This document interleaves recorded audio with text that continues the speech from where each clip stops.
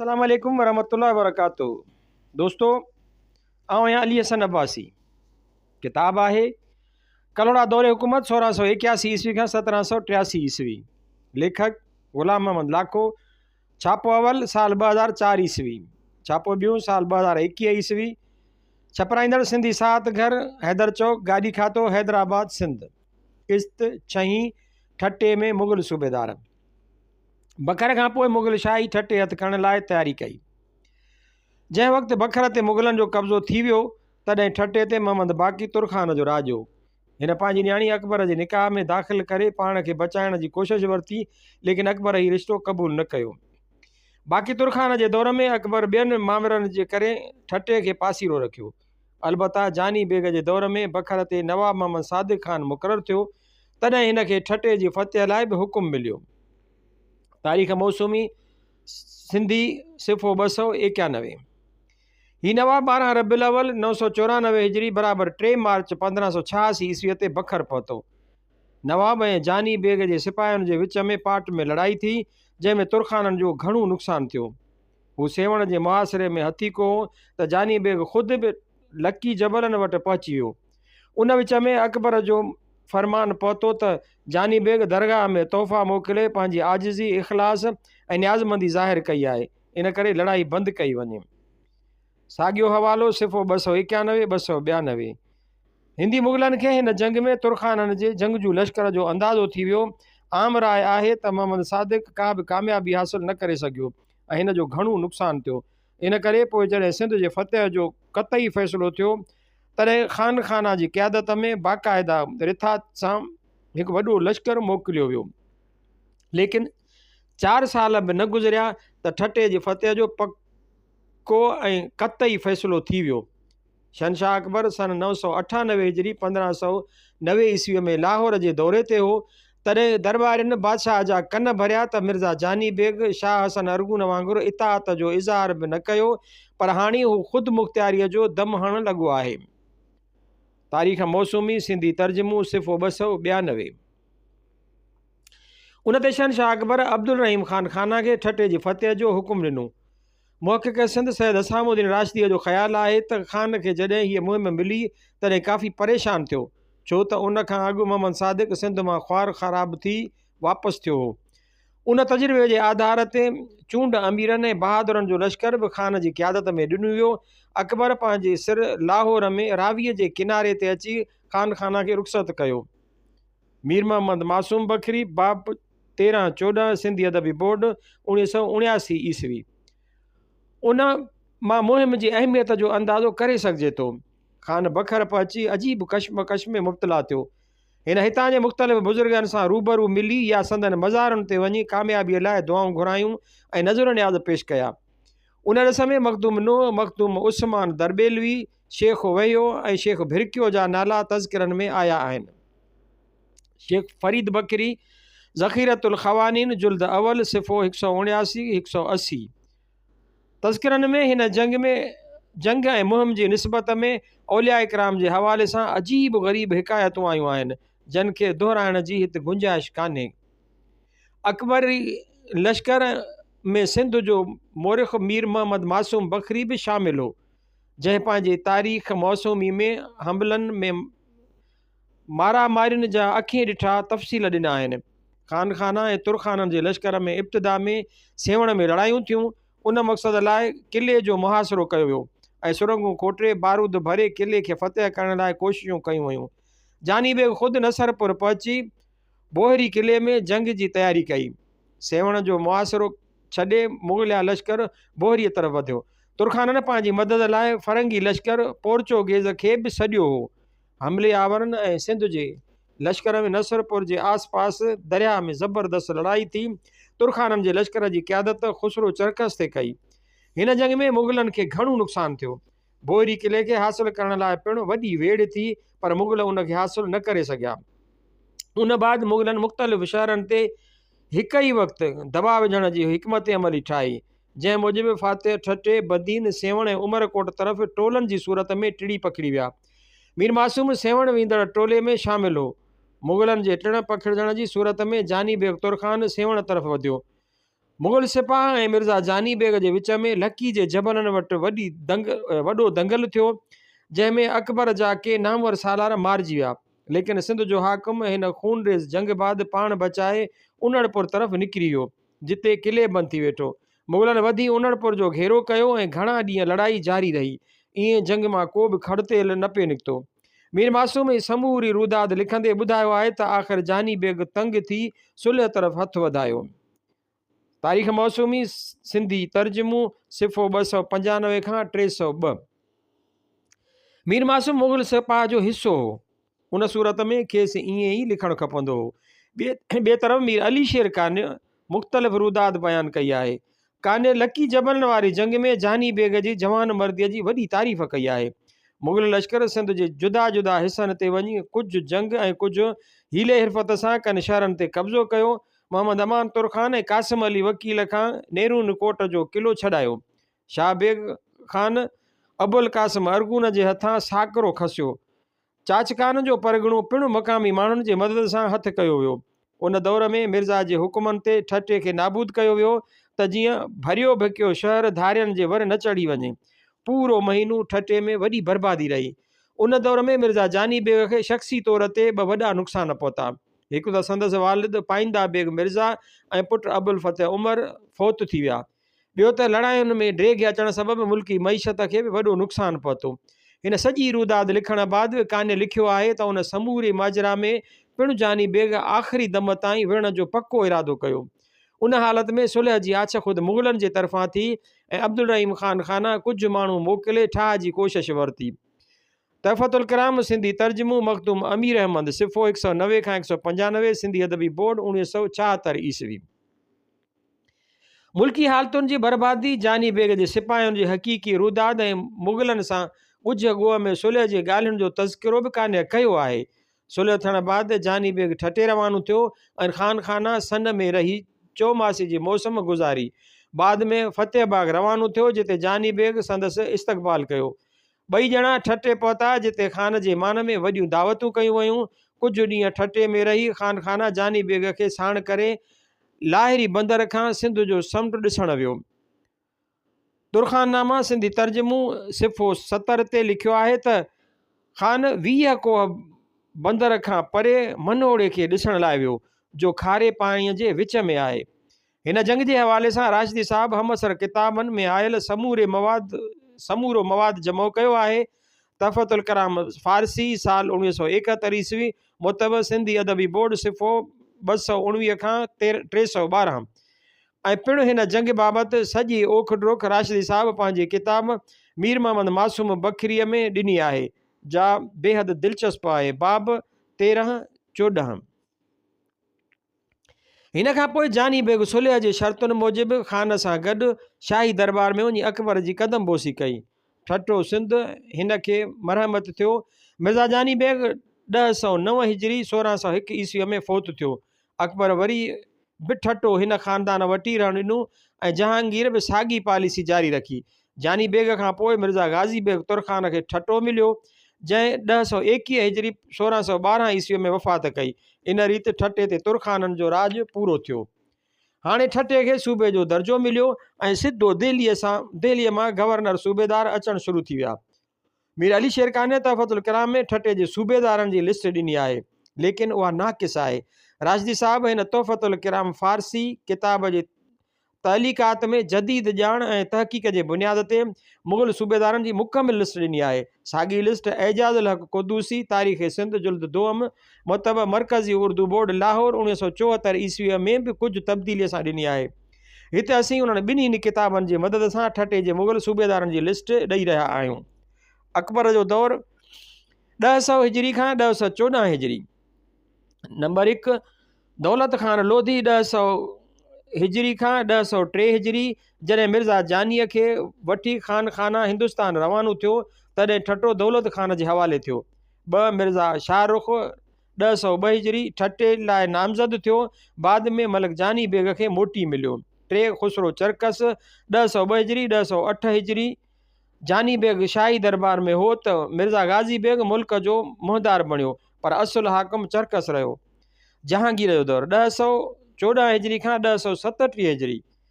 4 मिर्ज़ा गाज़ी तुरखान 1109 हिजरी खां 1121 हिजरी पीउ खां पोइ ठटो खेसि मिलियो।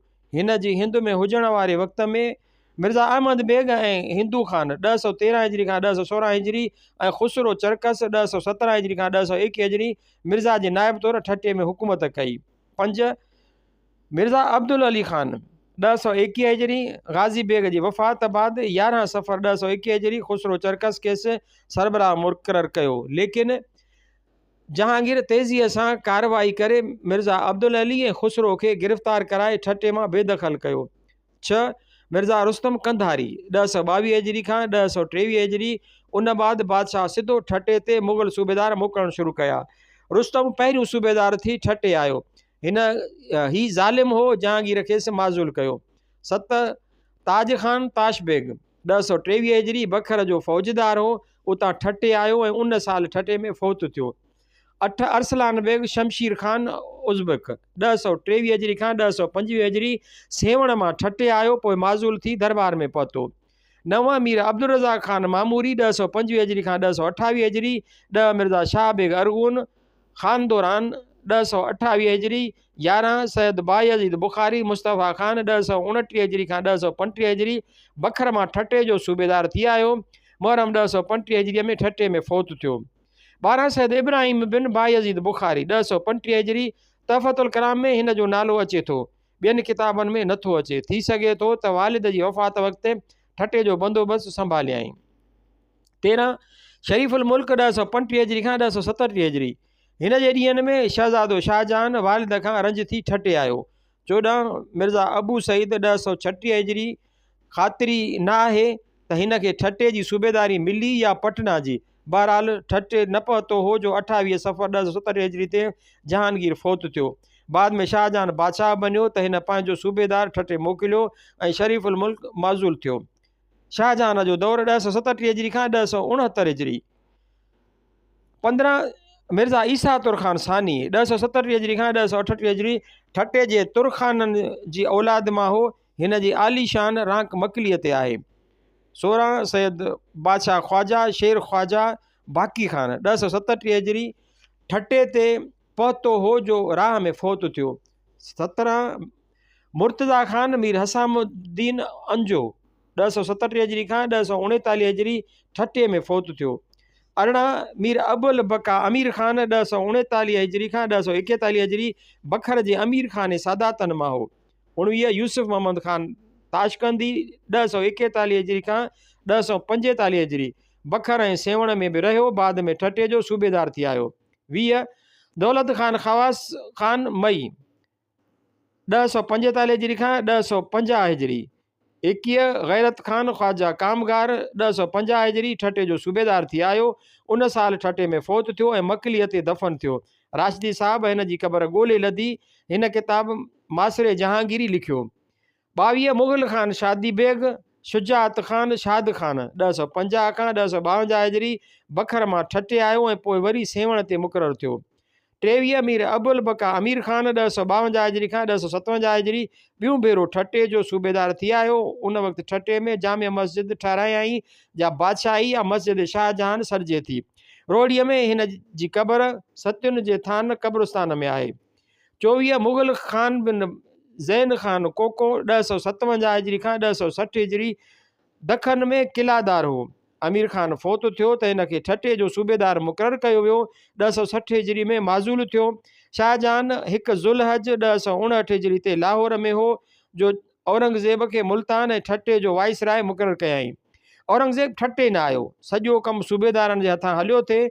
उन दौर में लाहिरी बंदर मिटी ऐं लट सां भरिजी वियो, तॾहिं औरंगज़ेब सिंध में नई बंदरगाह जी तामीर जो कमु करायो। उन जो नालो औरंगा बंदर रखियो वियो। औरंगज़ेब ख़तनि ऐं बादशाह जे मुख़्तलिफ़ क़बीलनि जे बारे में लिखियो आहे जे सूबे ठटे में बग़ावतूं करे रहिया हुआ। 12 रमज़ान 1162 हिजरीअ ते औरंगज़ेब दखन जो सूबेदार मुक़ररु थियो। 25 सईद ख़ान बहादुर ज़फ़र जंग 1161 हिजरी मुग़ल ख़ान जे माज़ूल थियण ते ठटे आयो। 26 जाफ़र ख़ान अब्दतुल मुल्क 1161 हिजरी सईद ख़ान खे काबिल मोकिले जाफ़र ख़ान खे ठटे जो हाकिम मुक़ररु कयो वियो। 27 मुग़ल ख़ान बिन आज़म ख़ान मीर मोहम्मद बाक़िर उर्फ़ इरादत ख़ान 1061 हिजरी साॻिए साल में ठटे जो टियों सूबेदार मुक़ररु थियो ऐं साल जे अंदरि तब्दील थियो। शाहजहान जे दौर में 3 मुग़ल ख़ान ठटे ते मुक़ररु थिया। मुग़ल ख़ान पुट जानश बहादुर, मुग़ल ख़ान पुट ज़ैन ख़ान, मुग़ल ख़ान पुट आज़म ख़ान। तफ़तुल कलाम सिफ़ो 397 खां 405 सैयद हसामुद्दीन राशिदी सिंधी अदबी बोर्ड 1971 ईस्वी। 28 सरदार ख़ान शाहजहानी 1062 हिजरी खां 1063 हिजरी ही रस्ते में फ़ौत थियो ऐं ठटे पहुची न सघियो। 29 ज़फ़र ख़ान अहसन पुट ख़्वाजा अबुल हसन तुर्बती 1063 हिजरी खां 1067 हिजरी ठटे ते 4 साल हुकूमत कयाई।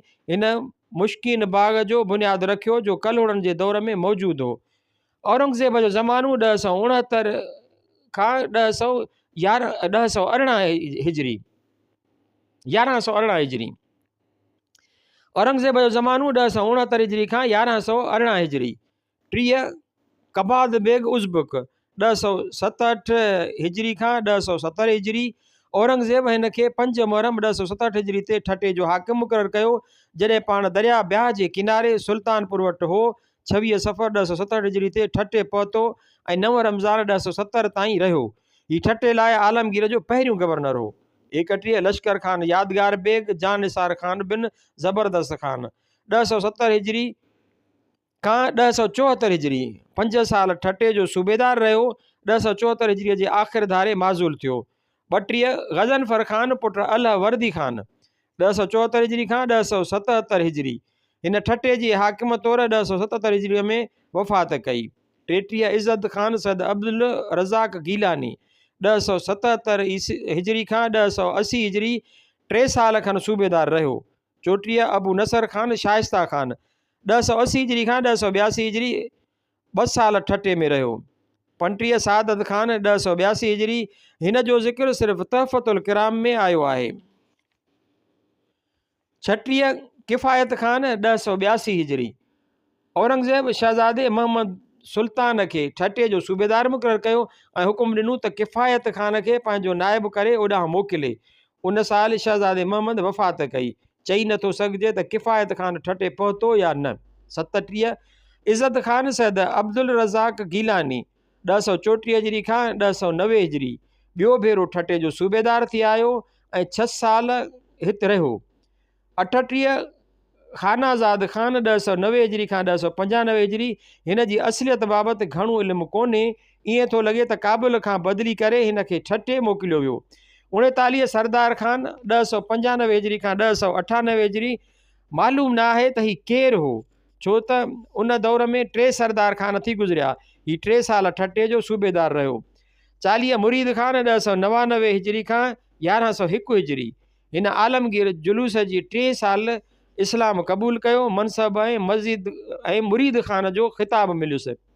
41 ज़बरदस्त ख़ान 1101 हिजरी ज़बरदस्त ख़ान केरु हो उन बाबति घणो मालूम कोन्हे। मुमकिन आहे त पाण सईद ख़ान बहादुर ज़फ़र जंग जो ॾोहिटो हुजे जेको 1061 हिजरी में ठटे जो गवर्नर थी आयो ऐं उन साल में ई हिते फ़ौत थियो। 42 अबू नसर ख़ान शाइस्ता ख़ान 1101 हिजरी खां 1103 हिजरी ॿियो भेरो ठटे ते मुक़ररु थियो ऐं 2 साल कुझु महीना रहियो। 43 नवाब हिफ़्ज़ुल्लाह ख़ान पुट सादुल्ला ख़ान वज़ीर 1103 हिजरी खां 1112 हिजरी ठटे सां गॾु सेवण जो हाकिम बि रहियो। सन 1112 हिजरी में मियां दीन मोहम्मद कलोड़े ख़िलाफ़ शहज़ादे मुअज़्ज़ुद्दीन बखर ऐं सेवण तरफ़ फ़ौजकशी कई। सख़्तु गर्मीअ में दरिया ते पुल ठाहिराइण लाइ पाण बीठो रहियो। खेसि ॾींहुं लॻो ऐं उते ई गुज़ारे वियो। 44 सईद ख़ान ख़ानज़ाद मोहम्मद रशीद बिन अब्दुल्ला सईद ख़ान 1113 हिजरी खां 1114 हिजरी हिन खे 1112 हिजरी में सेवण सां गॾु ठटे जी सूबेदारी बि मिली। पाण सेवण में रहियो। पंहिंजे पुट अरशद ख़ान खे ठटे मोकिलियाई। 45 अमीनुद्दीन ख़ान अमीर ख़ानी 1114 हिजरी खां 1115 हिजरी असुल में ठटे जो रहाकू हो। इल्मु दोस्त ऐं अहले कलम हो। 1 साल सूबेदार रहियो। 46 यूसुफ ख़ान तरीन 1115 हिजरी खां 1116 हिजरी। 47 अहमद यार ख़ान बरलास 1116 हिजरी खां 1118 हिजरी औरंगज़ेब जो ही आख़िरी सूबेदार हो। ठटे में ई हो जो बादशाह 28 ज़िलक़ाद 1118 हिजरी 1707 ईस्वीअ ते वफ़ात कई ऐं बरे सगीर ते मुग़लनि जो दबदबो ऐं ताक़तवर हुकूमत जो दौरु पूरो थियो। हिन वक़्त ताईं उत्तर ऐं विच सिंध ते सिंध जे मक़ामी कलोड़ा ख़ानदान जो कब्ज़ो थी चुको हो। आहिस्ते आहिस्ते करे ठटे ते बि मुग़लनि जो कब्ज़ो ढरो थींदो वियो। आख़िरी मुग़ल दौरु 1118 हिजरी खां 1150 हिजरी 6 सालनि जे अरसे में दिल्लीअ में शहज़ादा पाण में विढ़ंदा रहिया। उन दौर में ठटे ते ही सूबेदार आया ऐं को ख़ासि बूटो न ॿारे सघिया। 48 सईद ख़ान अतुर ख़ान बिन मोहम्मद रशीद सईद ख़ान 1119 हिजरी खां 1121 हिजरी शाह आलम बहादुर शाह जे हुकूमत ते हिन जी मुक़ररी थी। 49 महीन ख़ान 1121 हिजरी खां 1123 हिजरी 50 शाकिर ख़ान 1123 हिजरी 51 महीन ख़ान 1123 हिजरी खां 1124 हिजरी ॿियो भेरो हिन जे दौर में शाह आलम बहादुर शाह 21 मुहर्रम 1124 हिजरी ते फ़ौत थियो। 52 ख्वाजा मोहम्मद ख़लील 1124 हिजरी जहानदार शाह 9 महीना हुकूमत करे फ़ौत थियो। उन बाद मोहम्मद फ़र्रुख सैर दहलीअ ते तख़्त ते वेठो। मोहम्मद फ़र्रुख सैर दहलीअ जे तख़्त ते वेठो। 53 अतुर ख़ान गयासुद्दीन 1124 खां 1125 हिजरी हिकराया आहे त ही ठटे में फ़ौत थियो। 54 लुत्फ़ अली ख़ान शुजात अली ख़ान मीर मोहम्मद शफ़ी 1125 हिजरी खां 1128 हिजरी 55 आज़म ख़ान बिन मोहम्मद सालिह फ़िदाई ख़ान 1128 हिजरी खां 1132 हिजरी। मक़ामी तारीख़ में हिन जो ज़मानो घणो बदनाम आहे। हिन जे दौर में सूफ़ी शाह इनायत जी शहादत जो वाक़ियो पेश आयो। हीउ वाक़ियो सन 1130 हिजरी 1718 ईस्वीअ में थी गुज़रियो। हिन वाक़िए सबबि संदसि घणी बदनामी थी। 56 महाबत ख़ान बहादुर ग़ालिब जंग 1132 हिजरी खां 1134 हिजरी 2 साल ठटे में रहियो। हिते फ़ौत थियो ऐं लाश खे लाहौर मोकिलियो वियो। 57 सुल्तान महमूद ख़ान 1134 हिजरी खां 1135 हिजरी ही पंहिंजे वालिद जी जाइ ते सूबेदार मुक़ररु थियो, लेकिन संदसि पारां सॼो कमु रज़ी मोहम्मद कंदो हो। 58 अब्दुल समी ख़ान 1135 हिजरी खां 1137 हिजरी हीअ अब्दुल गफ़ूर हालाईअ जो भाउ हो ऐं सैफ़ुल्ला ख़ान पारां ठटे ते हुकूमत कंदो रहियो। 59 सैफ़ुल्ला ख़ान 1137 हिजरी खां 1142 हिजरी हीअ फ़र्रुख सैर जे वॾनि अमीरनि मां हो। ज़िलहज 1137 हिजरीअ में ठटे आयो। 5 साल गवर्नर रहियो ऐं 9 ज़िलक़ाद 1142 हिजरीअ ते ठटे में फ़ौत थी वियो। 60 दिलेर ख़ान मुइन दूल्हा बहादुर नसीर जंग 1143 हिजरी खां 1145 हिजरी। 61 मोहम्मद इसाक अब्दतुल मुल्क अमीर ख़ान अंजाम 1145 हिजरी हिन खे ठटो जागीर थी मिलियो। पाण वरी ठटे खे दिलेर ख़ान पुट दिलेर ख़ान खे ठीके ते ॾेई छॾियईं। हिन 1145 हिजरीअ में ठटे में अची मुल्क जो कब्ज़ो हासिल कयो। 62 हिम्मत दलेर ख़ान 1145 हिजरी खां 1149 हिजरी 4 सालनि ताईं ठटे जो इंतिज़ाम हिन जे हथनि में रहियो। 63 नवाब सादिक अली ख़ान वल्द सैफ़ुल्ला ख़ान 1149 खां 1150 हिजरी हिन अमीर ख़ान खां मुल्क ठीके ते खयो। साल मस कढियाई पर नुक़सानु थियुसि। आख़िरकार दिल्ली दरबार में मियां नूर मोहम्मद जे वकील शेख ग़ुलाम मोहम्मद पुट शेख अज़ीज़ुल्लाह खे ठटो अजारे ते ॾेई जान आजी कयाई। ठटे ते ई आख़िरी मुग़ल सूबेदार हो। उन बाद ठटो वापसि सिंध मुल्क जे इंतिज़ाम में अची वियो।